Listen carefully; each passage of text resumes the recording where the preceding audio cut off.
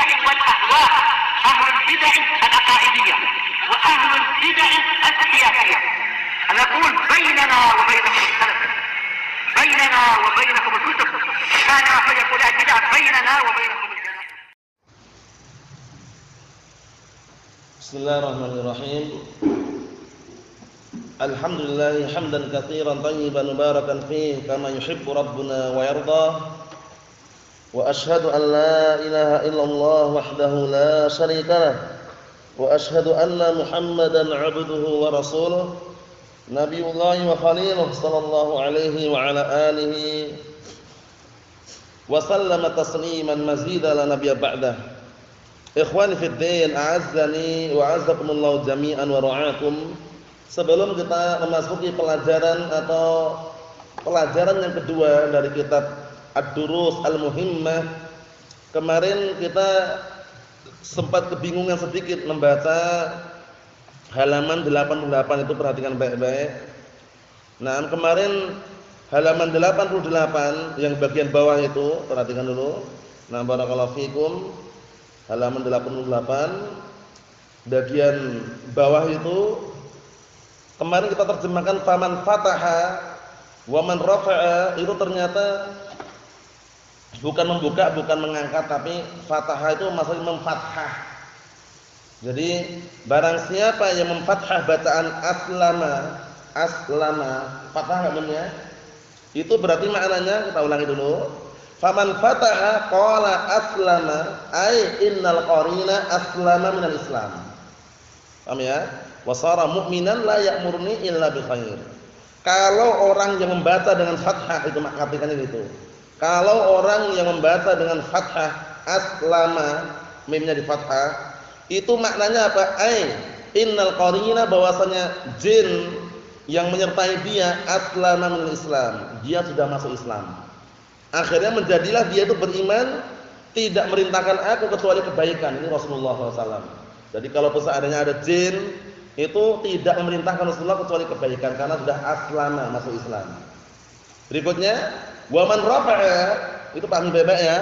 Waman rafa'a, dan barang siapa yang membaca dengan rafa' marfu' aslamu bukan aslama.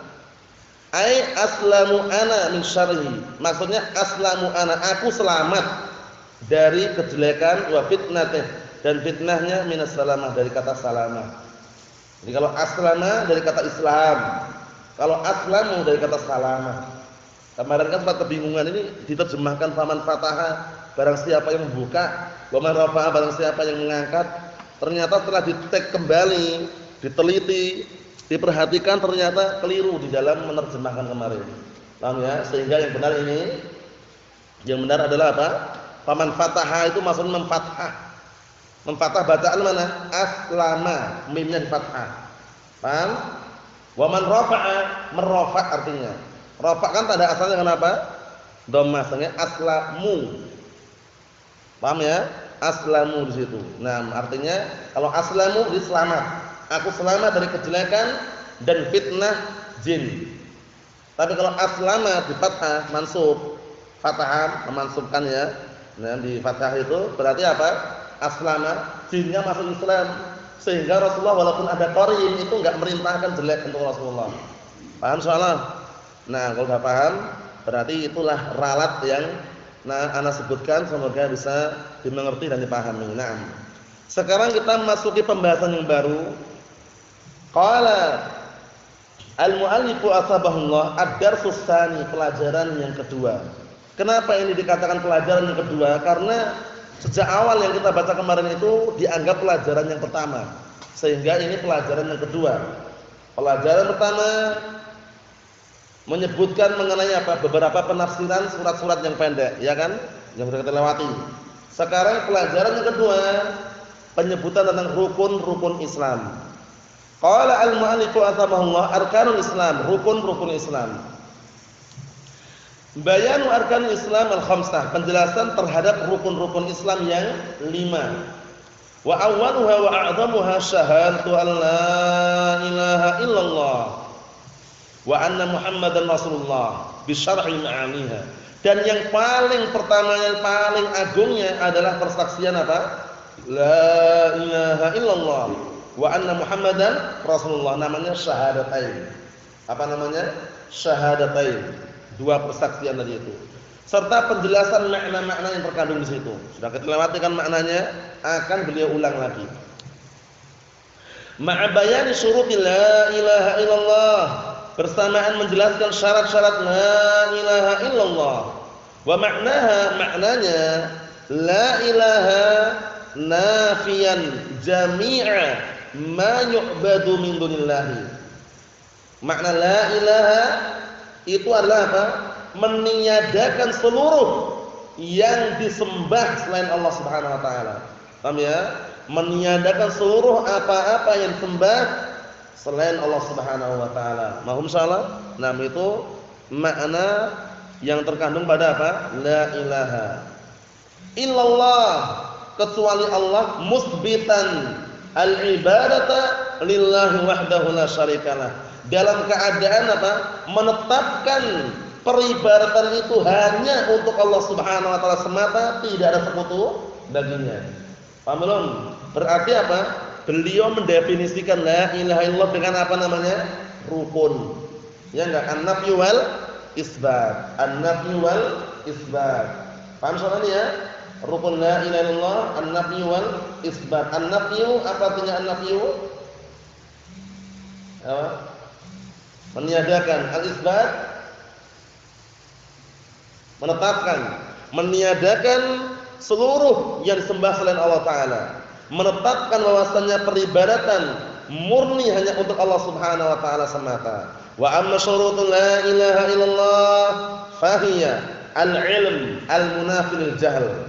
Adapun syarat la ilaha illallah yang pertama adalah al-ilm. Ilmu, mengilmui makna la ilaha illallah. Al-munafi lil jahl, yang menghilangkan apa? Lawannya itu kebodohan. Yang kedua, wal yaqin al-munafi lisyak. Yang kedua adalah apa?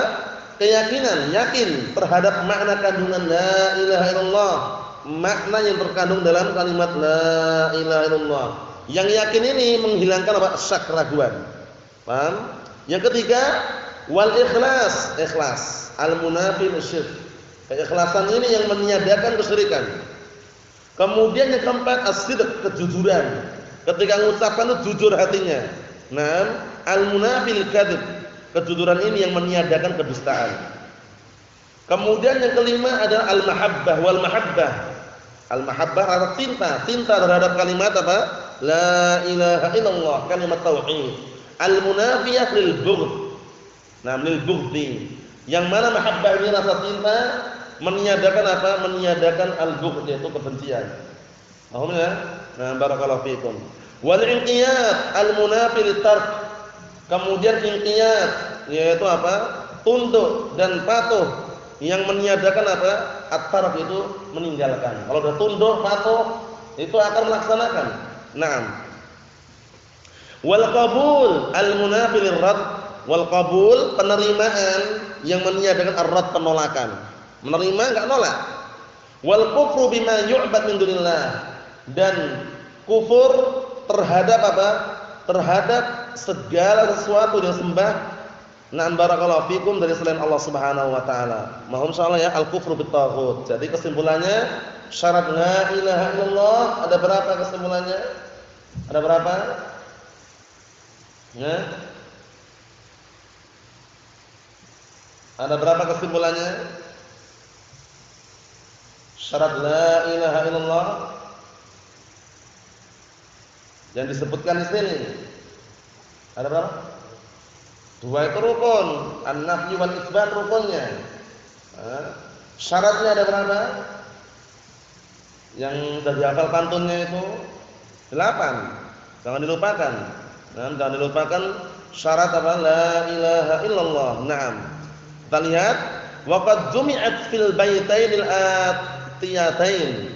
Dan sungguh telah dikumpulkan di dalam dua pantun berikut ini, ilmun yaqinun wa ikhlasun wa sidquka mahabbatin wa qiyadin wal qabulillaha wa zida thaminuha al kufranu minka bima siwal ilahi minal asya'i qad ulliha.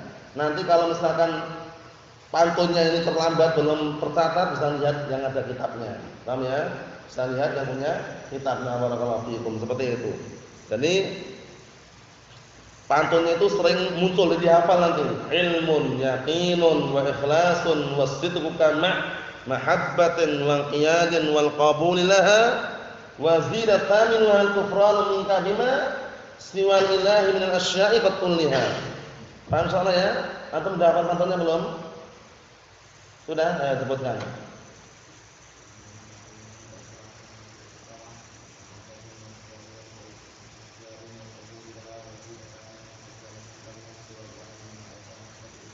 Nah, barakallahu fiikum, itu pantun mengenai syaratnya. Jadi kalau ditanya jangan gagal paham. Syarat ada 8, rukun ada berapa? 2. Rukun ada 2. Nah, barakallahu fiikum. Kata beliau, ma'a bayani syahadati anna Muhammad Rasulullah, bersamaan menjelaskan persaksian bahwasanya Muhammad itu adalah utusan Allah. Ini nanti dikenal dengan tauhid apa? Al-mutaba'ah. Tauhid al-mutaba'ah. Tauhid mutaba'ah itu memurnikan sosok yang diikutin, yaitu hanya yang diikutin barakallahu fiikum Nabi Muhammad sallallahu alaihi wa ala alihi wasallam. Kita lihat wa muqtadaha, dan tuntutan konsekuensi keharusan daripada persaksian wa anna Muhammad Rasulullah, dan bahwasanya Muhammad itu adalah utusan Allah, tasdiquhu fima akhbar wa ta'atuhu fima amar wastinabu ma naha anhu wazzajar. Membenarkan terhadap apa yang Rasulullah kabarkan mengenai perkara-perkara yang ghaib, itu Rasulullah tidak mengkabarkan kecuali sumbernya dari wahyu dari Allah Subhanahu wa taala. Sehingga harus kita yakini, harus kita apa? Percaya. Jangan percaya dengan para dukun yang berkedok dai. Paham ya? Sekarang banyak zahirnya dai, dia meramal nanti tanggal 15 Ramadan akan terjadi dukhan katanya. Jadi akan muncul tanda-tanda hari kiamat. Allah musta'an, baik dia itu dai terkenal ataupun enggak terkenal, karena audionya banyak ya ikhwah kiram itu, yaitu Abdus Somad. Paham ya? Mengatakan nanti tanggal 15 Ramadan akan terjadi sesuatu yang bisa dikatakan termasuk apa? Tanda-tanda hari kiamat. Kok meramal gitu loh. Perkara yang belum terjadi itu jangan dipastikan kecuali dengan dalil. Dalilnya ada atau tidak? Kan gitu. Dikait-kaitkan dengan virus corona. Sekarang berubah ibadah manusia kaum muslimin malah di rumah-rumah, menunjukkan dekat dengan hari kiamat. Kita katakan sejak Rasulullah diutus sudah dekat hari kiamat itu loh. Paham ya? Jadi enggak perlu dia meramal, itu enggak perlu. Paham belum? Tragedi yang akan terjadi itu kita enggak tahu kecuali yang sudah tentukan dengan apa? Dalil.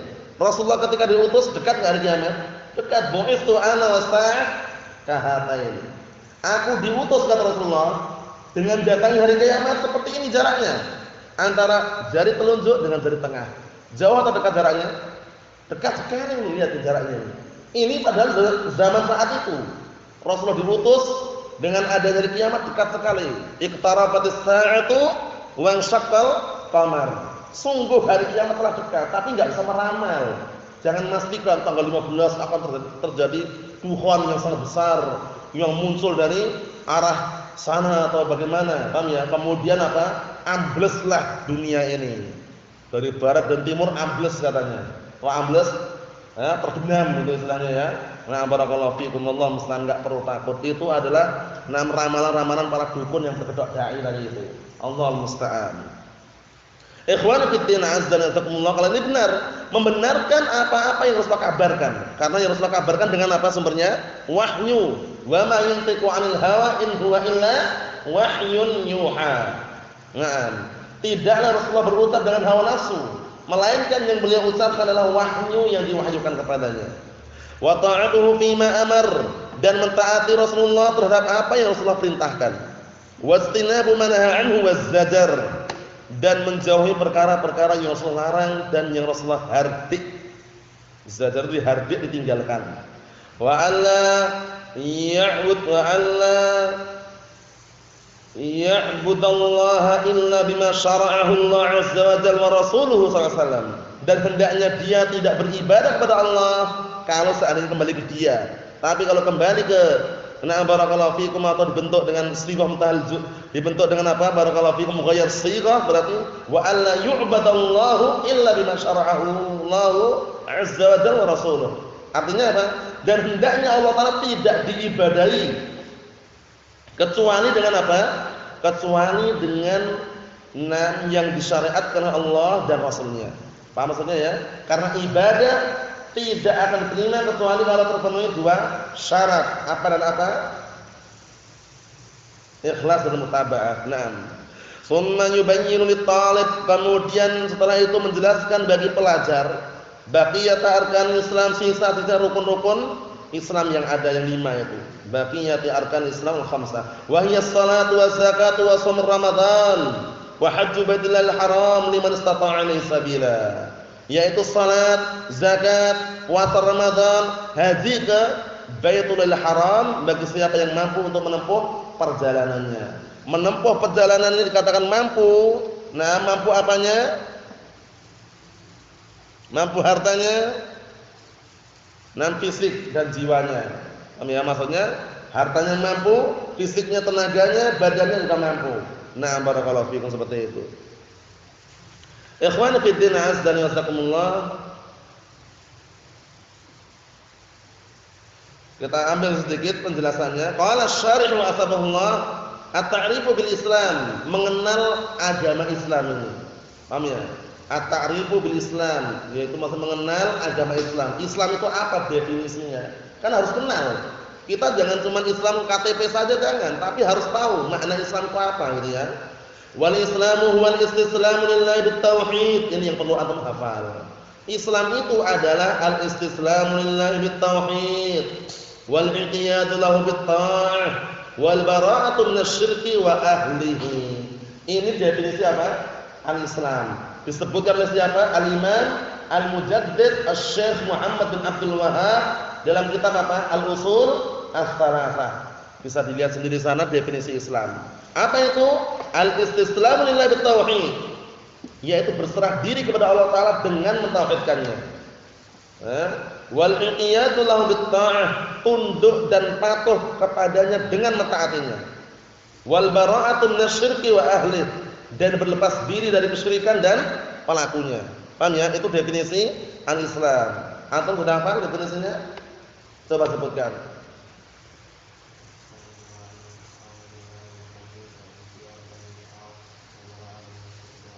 Naam, antum juga sudah hafal? Antum sudah hafal antum? Antum sudah hafal? Antum sudah hafal? Coba.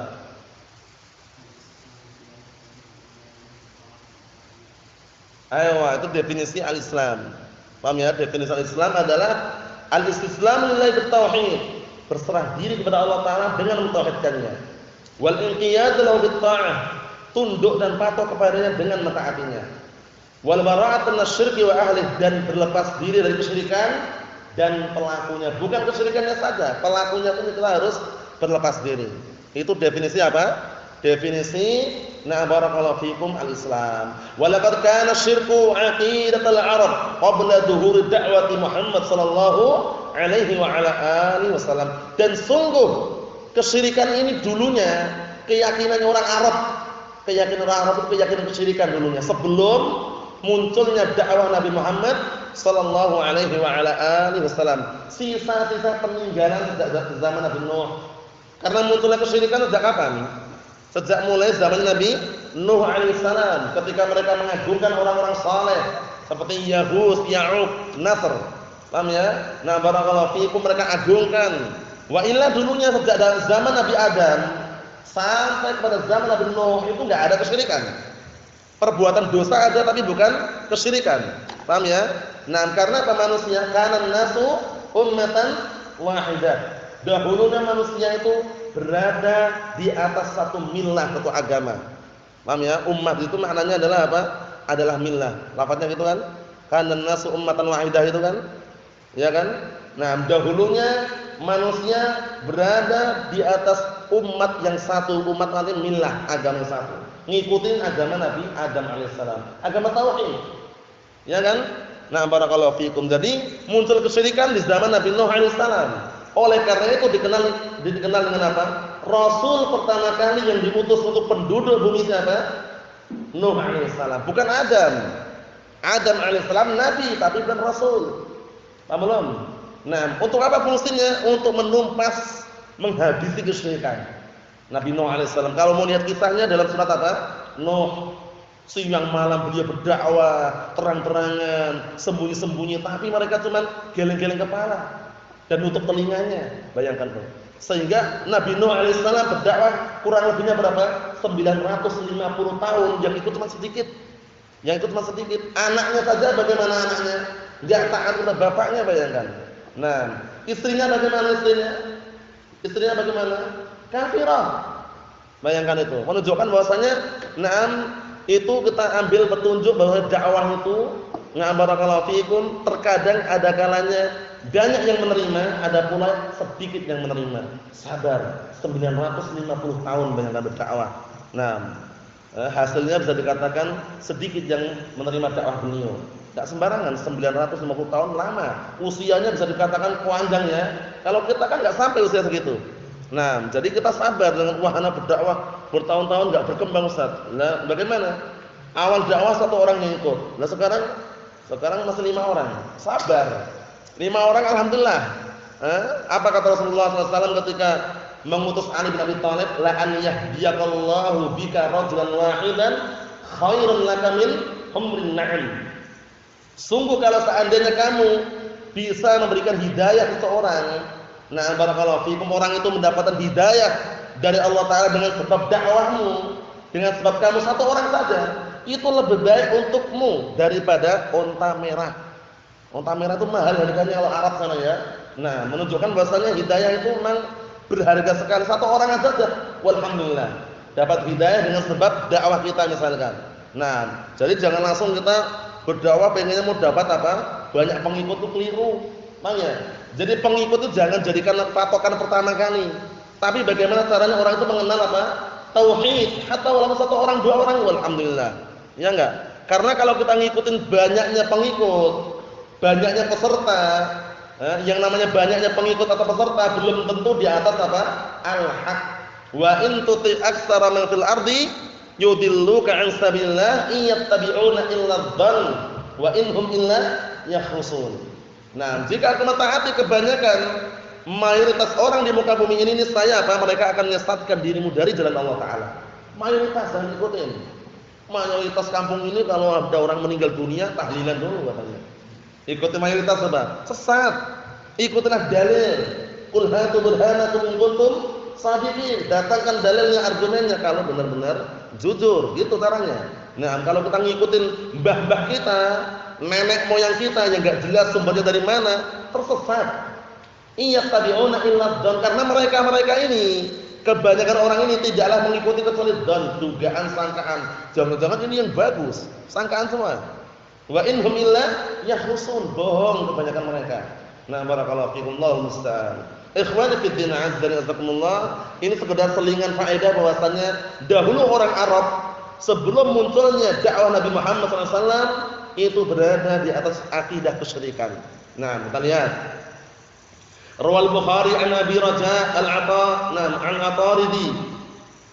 Qala kunna na'budul hajara fa idza wajadna hajaran huwa khairan minhu alqainahu wa akhadna al-akhar. Bayangkan ini. Sesembahan selain Allah Taala itu seperti ini keadaannya. Dahulu kami menyembah batu. Kemudian kalau kami menjumpai batu yang lebih bagus, halus, misalkan batunya halus, mengkilat misalkan gitu ya, kami lemparkan batu yang pertama, ganti batu yang lain. Bayangkan, akhadna al-akhar, kami ambil yang lainnya. Fa idza lam najid hajaran jama'na haswatan min turab. Kalau seandainya kami enggak menjumpai batu, kami mengumpulkan apa? Kerikil-kerikil kecil dari yang ada pada tanahnya. Paham ya? Maksudnya batu-batu kecil. Nah, dikumpulkan sama dia. Naam, thumma ji'na bisyati fahalabna 'alaihi thumma tufna bihi.